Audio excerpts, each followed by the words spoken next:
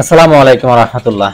রাত থেকে ধীরে ধীরে বৃষ্টি পড়ছে, এখনো বৃষ্টি পড়তেছে, তারপরেও আমাদের খামারের কাজটা সকালবেলায় শুরু করতে হবে। তো শুরুতেই আমি হাঁস এবং মুরগিগুলো ছেড়ে দিব। আমাদের টোটাল হাঁস আছে এখন তিনটাই মাদি হাঁস। তিনটা হাঁসের মধ্যে দুইটা হাঁস এখন ডিম পাড়া শুরু করেছে আলহামদুলিল্লাহ। এই যে দুইটা ডিম পেড়েছে। 27 দিন আগে যে ডিম পারছে তখন টোটাল 53টার মতো ডিম আমরা পাইছি। তো এখন আবারও ডিম পাড়া শুরু করে দিছে। আর দেখা যাক ইনশাল্লাহ এই হাঁসগুলো থেকে আমরা কি পরিমাণ ডিম পাই। এই হাঁসগুলোকে আমরা এখন আহামরি তেমন কিছুই খাবার দেই না, ধানের কুড়া এবং অল্প পরিমাণে ভুসি দেই, এইটুকুই। আর মাঝে মধ্যে খুদ, তারপর বশিষ্ট ভাত থাকে, সেই ভাতগুলো আমরা এদেরকে খেতে দেই। সকালবেলা হাঁসগুলোকে খাবার দেওয়ার পর প্রথমে আমাদের যে কাজটা সেটা আগে করে নিলাম, সেটা হলো গোবর ফালানো।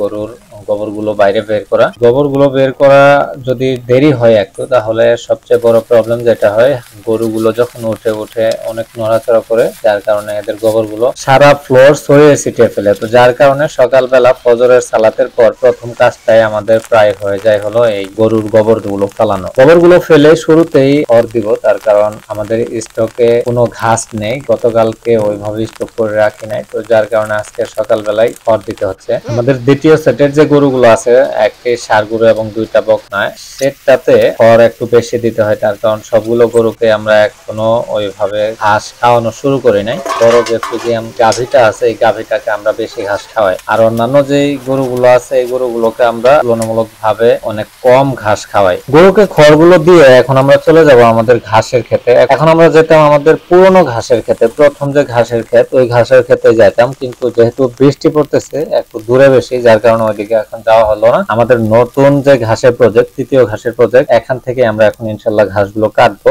এইখানে আমাদের ঘাসগুলোর ফলন তুলনামূলক ভাবে অনেক কম হবে, তার কারণ এইবারই প্রথমবার কাটা হচ্ছে। আর আমরা যেহেতু লাইন সিস্টেমে লাগাইছি এবং ফাঁকা ফাঁকা করে লাগাইছি, যার কারণে ভুসার পরিমাণ অনেক কম, ঘাসের পরিমাণ অনেক কম। ইনশাল্লাহ দ্বিতীয় কাটিং থেকে এটার ভরপুর ফলন পাবো আশা করছি আল্লাহ তাআলার কাছে। এই ঘাসগুলো এখন নিয়ে গিয়ে আমরা স্টক করে রাখবো, দুপুর থেকে এই ঘাসগুলো খাওয়াবো, তার কারণ এখন এই ঘাসগুলোতে প্রচুর পরিমাণে পানি আছে। এই পানি সহ ঘাসগুলো না খাওয়াই আমরা একটু পরে খাওয়াবো, এতে গরু ভালো খাবে ঘাসগুলো। আজকের মতো ভিডিওটা এখানে শেষ করে দিচ্ছি, দেখা হবে পরবর্তী কোনো ভিডিওতে। এই পর্যন্ত আল্লাহ তাআলা আপনাদের সকলকে সুস্থ ও সবল রাখুক এই কামনাই করি।